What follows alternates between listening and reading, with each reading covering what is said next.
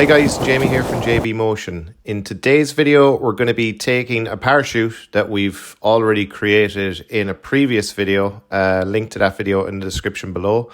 We're going to be taking that parachute and we're going to be compositing it into some real world footage using c4d's native motion tracker, our camera tracker and Redshift. So if you haven't seen the first one and you want to make the parachute, check out the link in the description below.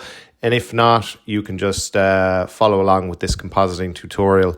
I'll put a link to download all the stuff you need, including the parachute model, down in the description below. So let's get started on this. Here we go. Okay guys, so before we start throwing this into some real world footage, I just want to mess around with the turbulence here because we're not really getting that many flaps. Well, we are, and it's probably quite realistic, but it wouldn't be very noticeable. So we want to exaggerate this so it's going to be more noticeable. So we're going to go into our turbulence, crank this up to 300 and maybe give this a scale of around 1.7. So now we're getting a lot more noticeable flapping. We could even go up a little bit more, 350 on that. Something like that. If you guys think that's a bit too much, you can scale it down, but I want this to be really noticeable from far away as well. Otherwise, once we're throwing this into the real world footage, the viewers might not even notice that it's flapping at all. I'll go for 2 on the scale as well. Maybe even 400 and 3. Okay, so that's going to be very noticeable, but some of you might think it's a bit overkill, so you can kind of play around with those values yourselves. But I'm going to keep mine like that. Now that that's done, we can cache the sim. So we just go to frame 0, pick our cloth tag, go to cache, and we can just cache the scene. So I'll pause the video now and we'll pop back in once that's done. Okay, so now we have our sim cached, so we can scrub backwards and forwards on that. So the next thing we want to do is we want to select, we're going to be exporting this as an alembic. So it's just going to be easier for us to manage once we're, bringing it into our tracked camera scene. So we're going to select each of the objects that make up the parachute. And we're going to do a file save again actually on this before we export this. We're going to export this as an alembic. Click on the little cog, because we want to go into the settings and selection only. We want to make sure that that is ticked, and we are exporting spline as well, so make sure that spline is ticked as well. Go to animation. We're going to start at frame 0 and we're ending all the way at the end, frame 500, and that's fine. So click OK on that, and now we're going to pick a place to export this to. Let's create a folder. And we can keep that called pshoot, and that has exported for us. So we can just test that out now. If we open up a new scene, go to File, Merge, and the pshoot.abc, if we bring that in and click OK. So we have our alembic now. So that is good to go, and we can just basically grab this. If we put, we can, while that's actually playing, we can move this stuff around. We might want to put it into a null, hit Alt-G, and now we can move all that stuff around and animate that as we wish. So we have 500 frames. So yeah, so that's cool. So we'll be able to animate this now as we go. So let's just close this down. We don't want to save that. So we're going to go to File, New, and we're going to start creating our composited scene now. So we need some footage. So I have this movie sequence. It's basically this stock video. I'll put that up on I'll put that up as a link. You guys can grab it if needs be. And I exported it using After Effects. I exported the first 180 frames. I think it was the first 180 frames. So basically, as long as you're exporting from After Effects 180 frames, then you're good to go. So we're going to be using that. We're going to save this out now as a file. We'll just call this pshoot compositing. Okay, so let's get this footage in. So we're going to click on the track layout here. We're going to double click to create a motion tracker object, and again to select the footage. So double click again. This is my movie sequence. Again, you guys are going to have to export the first 180 frames as an image sequence from After Effects. So we can just grab any of those frames. And let's crank up the resampling of this so it's nice and crisp and clear, and we can hit play so that we're going to be loading all of the frames here into cache. So we'll get a smoother playback. Okay, so you can see straight away we're getting nice smooth playback on this, and everything is loaded into cache. And just by the way, the video file is, if you check it here, go to properties, details, it is 30 frames per second. So let's do a file save again. And now we're going to create some 2D track points. So go to the objects tab, click on your motion tracker object, go to 2D tracking. Let's crank this up to 900. And before we create tracks, we just want to mask out the sky. Because, you know, like, well, there's no clouds here at the moment, but you know, we don't want to track the sky because usually there are clouds. So just for good practice, go to tracker and go to create mask. So we're just gonna create a mask here just around our sky, and we'll tidy this up now. Use 0 and E. 0 to go to your lasso selection, E to go back to your move tool. So 0, grab that, E, move it into the corner. 0, grab that, E, move to the corner. 0, grab this one, E again, and move that there, and then 0 and E again. So now we have this. So if we just scrub along, that mask is just going to be, if we select the tag, it's going to exclude from mask. If we just wanted to track the sky, we'd use include in mask. We want to exclude everything in the mask, so we use exclude from mask. So that's going to be active from 0 to 180 frames. That's all of our frames. So now we can go back to what we were doing. 2D tracking, manual or automatic tracking. We have that set to 900. Crank it up, and we can create auto tracks. So that's going to give us a bunch of auto tracks, and now we're going to track forwards. We're tracking forwards because we're on frame 0. If we're on frame 180, we'd be tracking backwards. So we're tracking forwards. Let's do that now. So you can see here that is doing its business, and it won't take that long. So that's tracked. If we scrub, you can see we have some track points there. Scrub, but we kind of lose them as we go. So most of them are gone now at this stage. So what we do is go to the last frame, create auto tracks. Now we're tracking backwards. So again, it's nice and quick. And all we need to do now is go to the middle. And even though we already have enough track points, just for good practice, I like to create auto tracks in the center, and then I track forwards and backwards. So that will take not much time at all. Okay, so now we have track points, we've all that done. So now it's a case of the 3D solve. So we don't know the focal length of this drone because, you know, it's not my drone. Don't know the focal length of that. It's unknown, but it's constant, so that's fine. And then we can just click on this. So you can see that that's going to take a little bit of time. So I'll pause the video and we'll let that do its business, and we'll pop back in once it's done. Okay, so that's finished tracking. If we deselect the motion tracker now, we can hit play. And you can see that that is looking nice. There's nothing, none of those green track points are jiggling around the place or anything like that. And it all looks nice and Nice and nice, I suppose you could say. So we want to set a world center. So let's select our motion tracker object. We can scrub forward. I want somewhere around here. So if you didn't have a track point at the start, just kind of scrub until you get one. There's one there that I want to use. And just make sure that it's not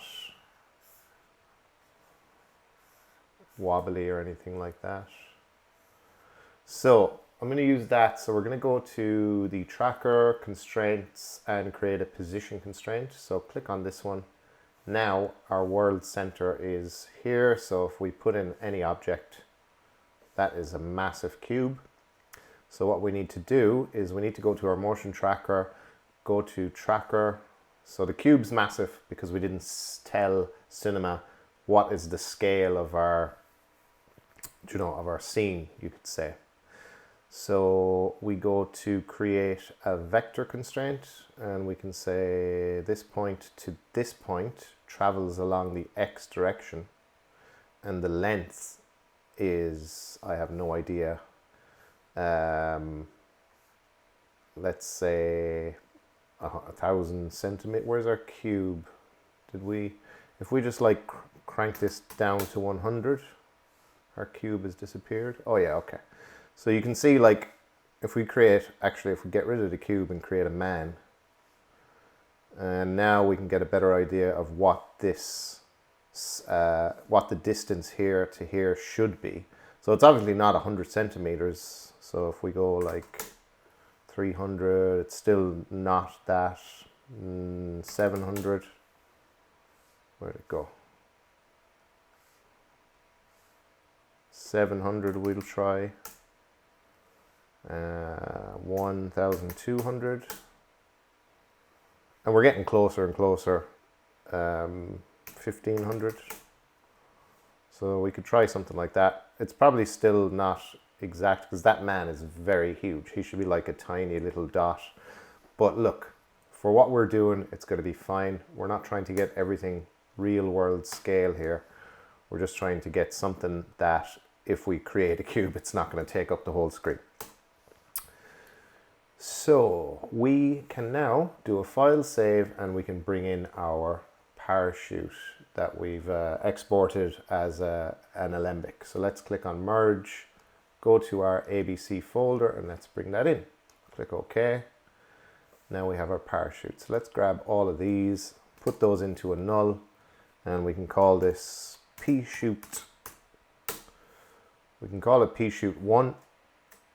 So that we know it's the first one we created or we added, because we're going to be adding a few. Let's go to make sure we're in model mode so we can move him up and down.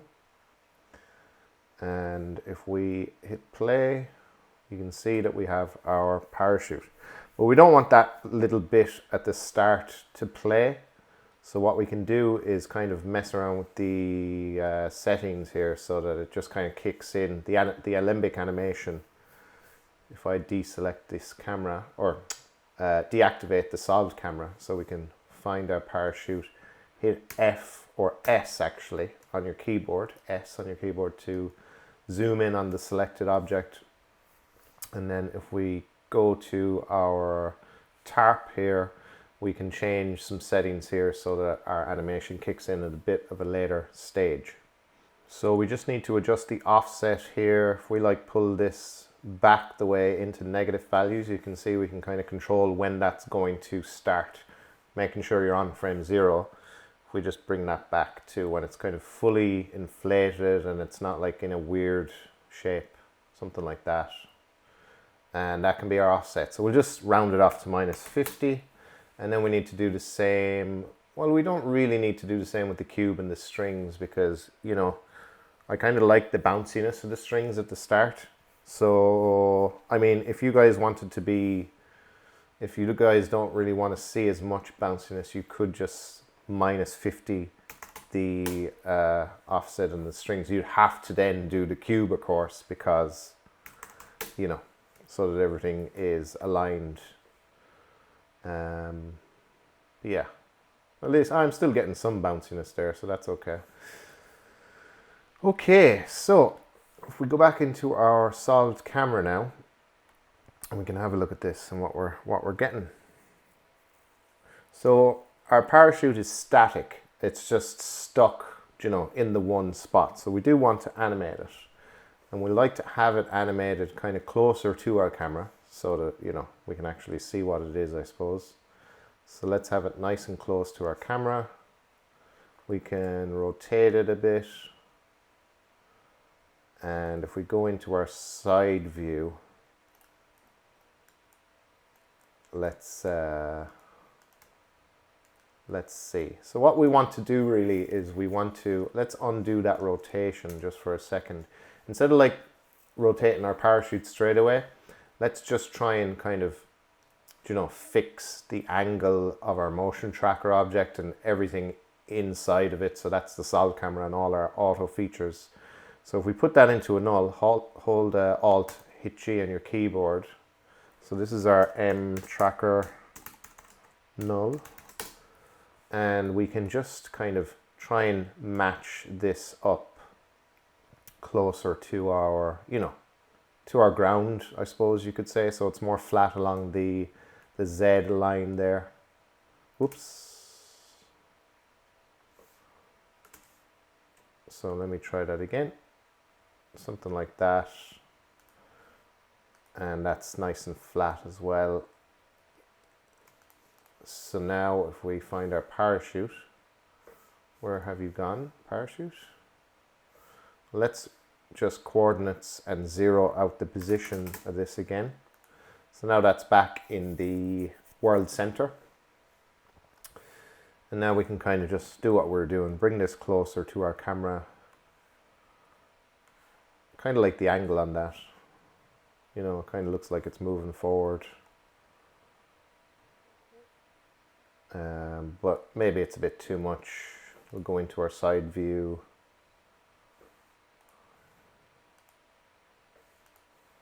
So I'm going to just rotate it a little bit. Something like that. I think that's pretty cool.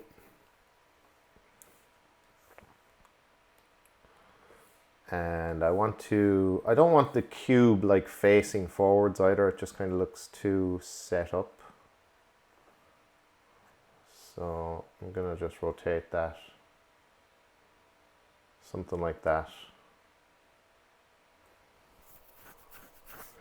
And we do want this to animate forwards as well, because it's kind of traveling a bit too slow.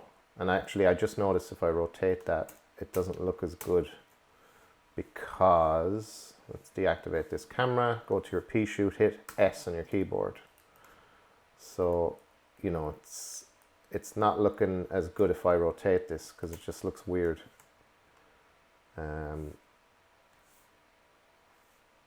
So I'm not going to rotate it around the y-axis. I'm just going to kind of leave it like that.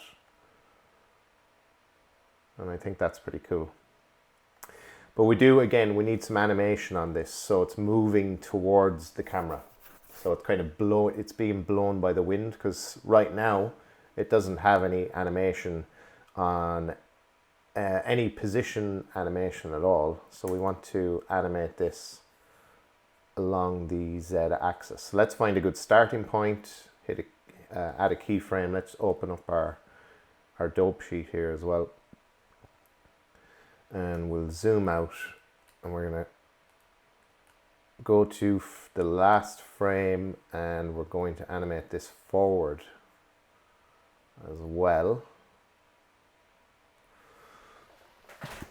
So add a keyframe on the last frame, and then we want to make sure that this is linear, because right now it's easing in, so it's going to be slow to start off, and then it speeds up, and we don't want that.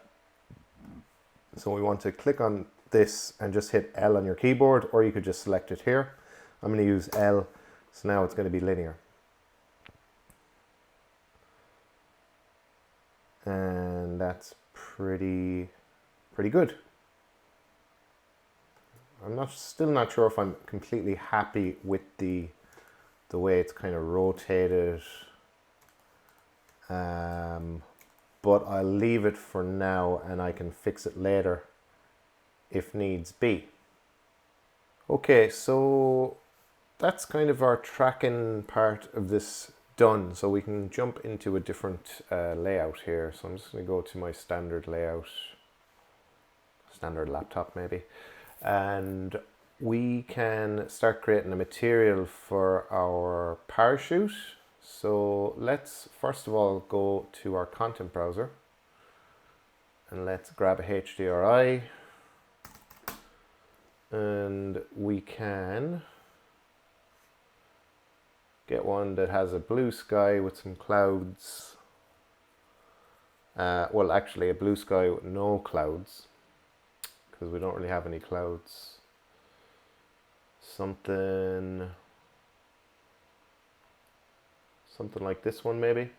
We can just click and drag that into our object manager, and that'll automatically create a dome light for us. Yeah, dome light. So if we close this down now, we can go into our Redshift layout. Just go to File, Save, and let's hit play on this to see what we get. So we don't want to see the background of this dome light, so go to the Details, go to the Details tab, and let's bring down the camera. So that will play no part. Go to our solved camera now. We want to see the background of our actual footage. Let's click on Override. Let's find the footage. I have it here. And just double click on any one of those. Just say no to that. So we have our footage. We have a dome light. If we hit play here, get our parachute a bit closer to our camera.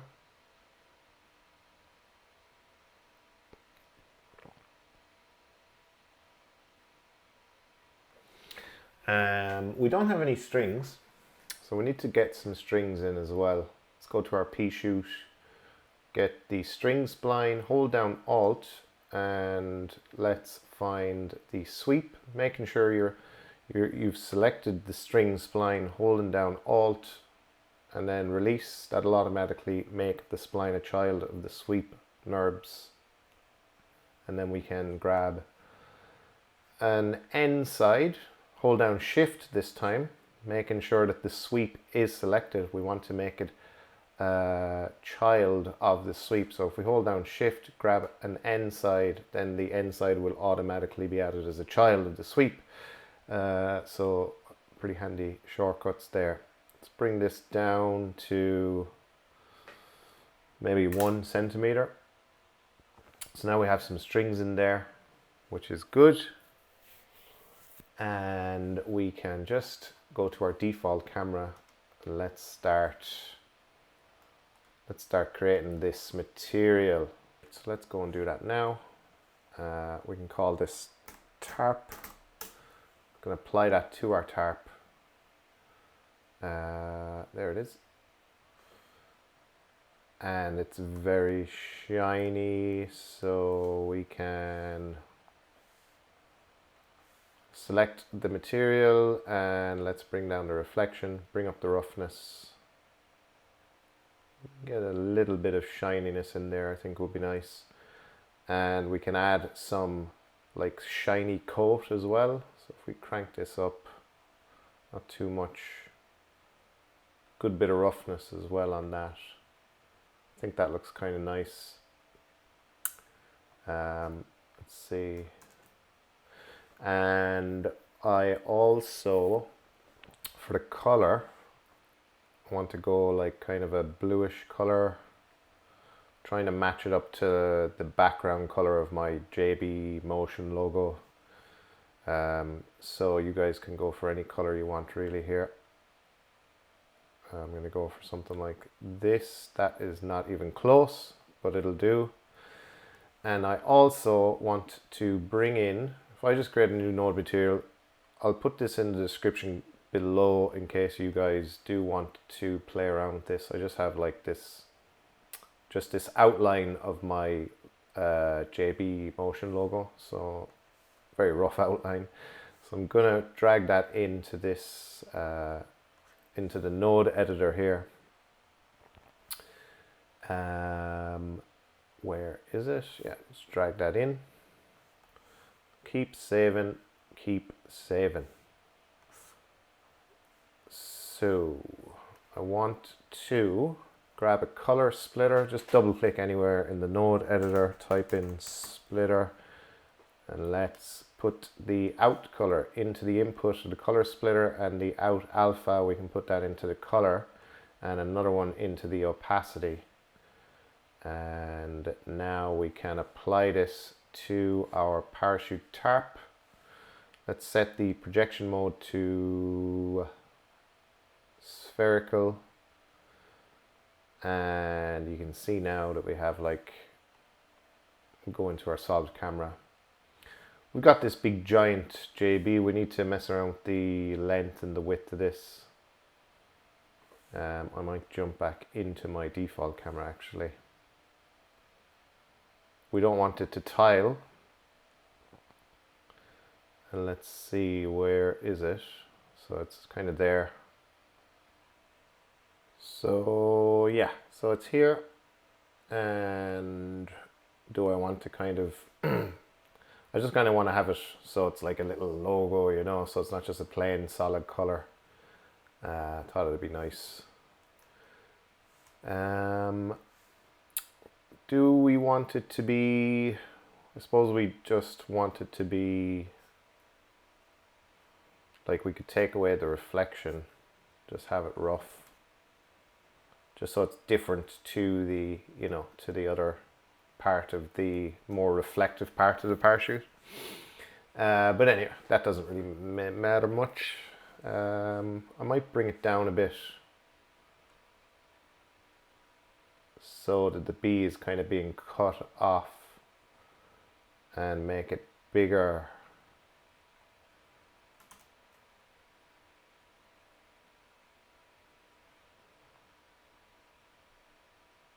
Something like that.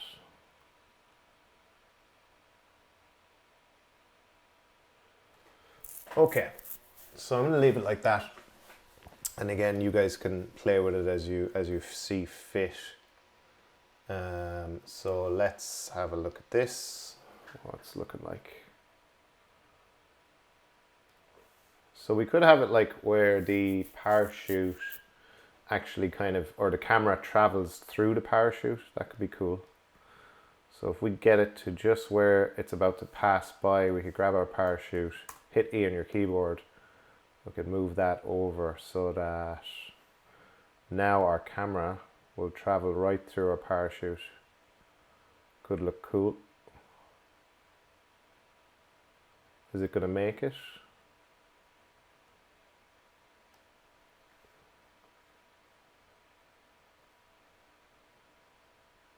Yeah, we could do that. We do need something for our strings, like a material for our strings as well. So if we go to our content browser, if we go to rope, might be something there. Materials. Let's try this yellow one.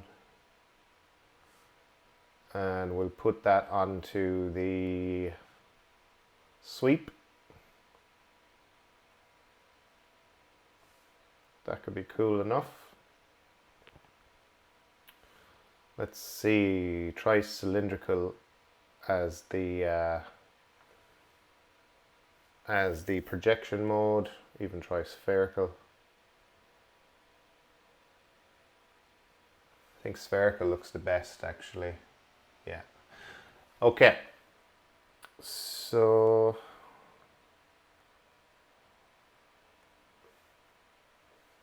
that's kind of our parachute set up.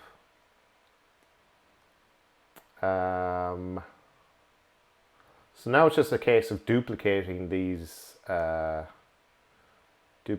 parachutes. See, I'd like to be able to see the JB logo as well. So I suppose we can just duplicate this. Let's close this down.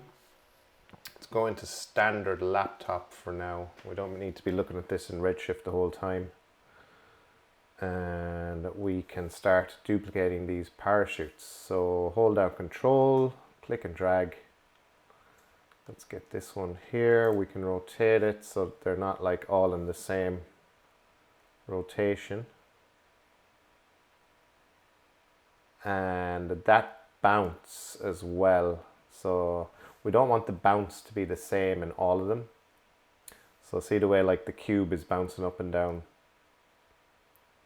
We don't want that because it's going to look just duplicated. Like I suppose it is duplicated, but we don't want it to look that way. So we can put this back to 0. And oh no, not the parachute tarp. We put the cube back to 0 and the strings back to 0. So this one's going to bounce quite a lot. It could be bouncing it even too much, I'd say. We'll go for strings and cube, we'll do -25. So yeah, that'll be fine. And are we seeing our logo a bit more? Can't tell. Let's do a file save. And we can bring this closer as well so that it's going to be closer to our camera. And let's jump into our redshift view. Let's have a look. So yeah, we can see our logo there a bit better. Kind of want to bring it up a bit. So on the offset, bring it up. I'm not really a fan of it being cut off as much anymore. Let's make it less wide, or scale it down, I should say. Something like that. Cool. Is it too shiny? So let's play around with the position of, or the rotation of our dome light so that we can get like a more desirable reflections on this.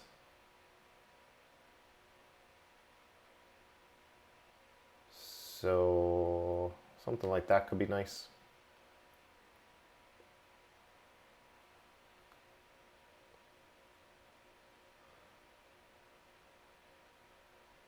Maybe this could be better again.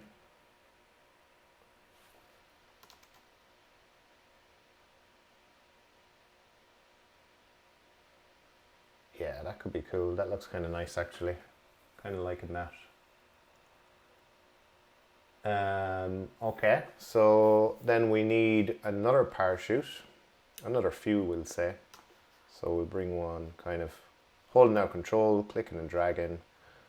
One can be over here. Let's rotate this fella as well. We don't want the JB logo facing the camera all the time. So you know, you've got one just directly facing, one that's looking away to the right, this one's looking away to the left, so it's a bit more natural. And again, we need to play around with the offset of that bounce so that it doesn't look duplicated. So we're going to grab our cube and our strings, and we're going to, we can set this to like -75. So one is -25, the main one is -50, this one is -75. So everybody has their own little bouncing start time. I still don't really know if I'm a fan of that camera cutting into the parachute, so I'm going to bring this one, parachute 1. I'm going to bring it down so that it's not cutting into our camera. Well, it is there. Let's see.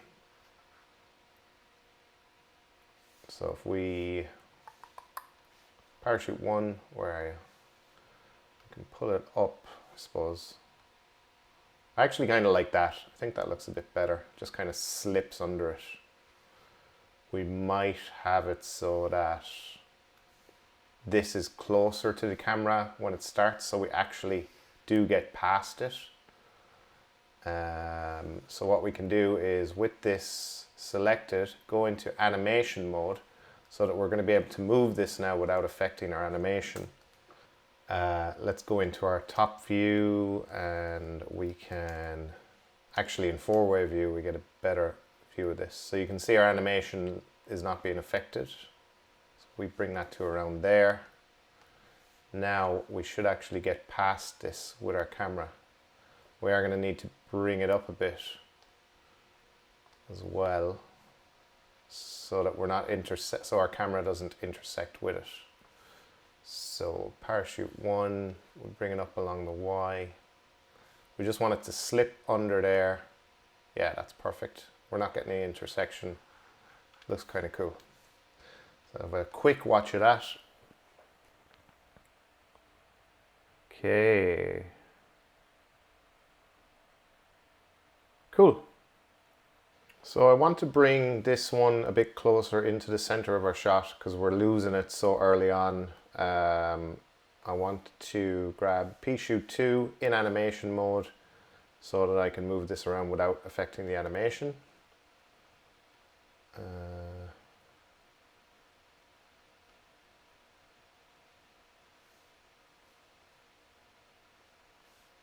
So if we go into our top view, okay, so for some reason I can't move it in any direction other than the direction it's animated along. So that's okay, we'll just deal with that. Maybe if we go to model mode, that will be okay. So now let's see how that's looking. So that's better, kind of liking that a bit more. And finally, I just want to check that. Let's close this down for a second. I just want to check that our lighting is looking good, because I've noticed that you can see our shadows are kind of going in this direction. So we want this side of our cube to be shaded.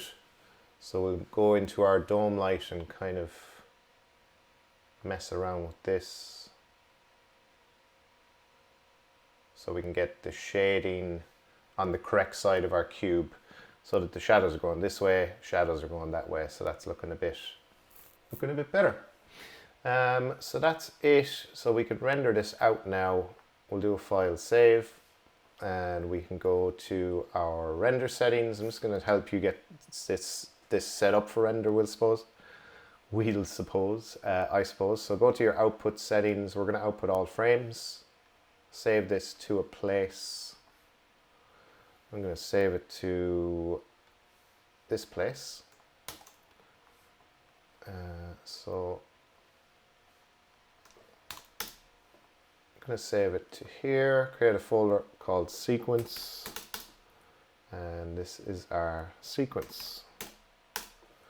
We're not saving a multipass, so that's fine. We are saving this with Redshift, and we want our bucket quality medium, and we want motion blur turned on.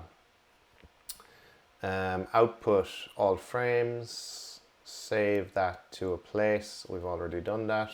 Redshift motion blur is turned on. So now we don't want to see the background here because we're going to be doing that in post, adding the background. So we can go to our camera, our solved camera, go to background and set that to off. Now if we just check our alpha here, that's all good. So everything's fine. Okay, so we can file save that, and now it's just a case of rendering it to picture viewer or just rendering it, adding it to your render queue. So after that's rendered, guys, we're going to hop into After Effects and just throw it all together. Few maybe tweaks in using the color effects in After Effects, and then we're good to go. Okay guys, so our sequence is finished rendering out, so we can bring in our original movie sequence first of all, and let's just drag that down to this little icon to create a composition with it, and then we'll go and grab our rendered sequence that we just rendered out. We can drag that down, and that's our render. So we'll just let this load into cache. Okay, so that's fully loaded into cache now, so we can we can start messing around with the colors of this. So I'm going to grab a Lumetri color effect, and I'm going to select my stock video sequence and double click to apply it. I just want to maybe increase the vibrance a little bit, make that grass a bit greener. Just a little bit, something like that. And I'm gonna play with the curves as well.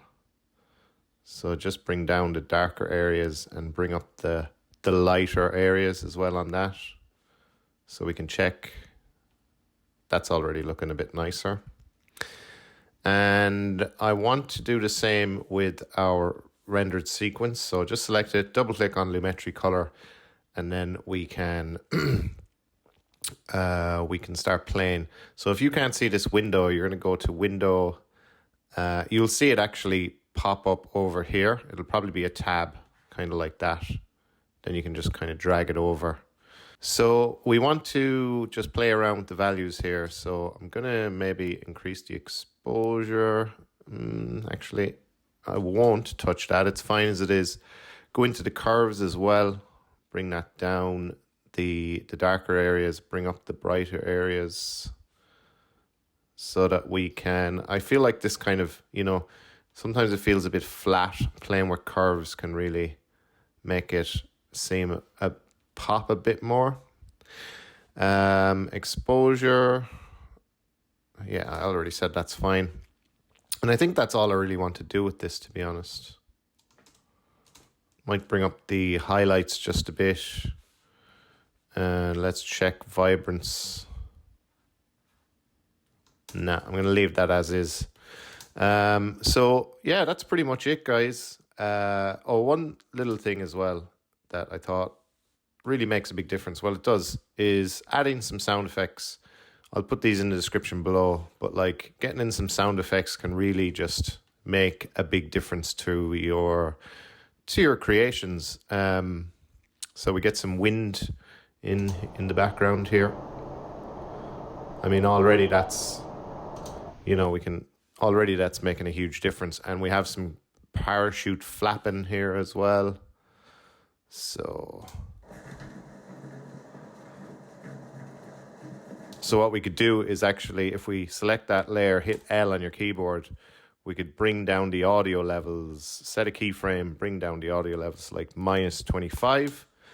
When our parachute's far away, it's very quiet.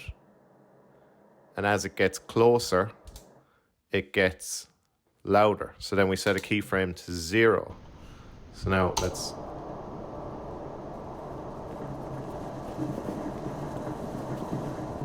Something like that makes a huge difference, I think, as well. But yeah, that's it, guys. We have made it to the end of the tutorial and the end of this 2-part tutorial. And I hope you guys, as always, learned a lot.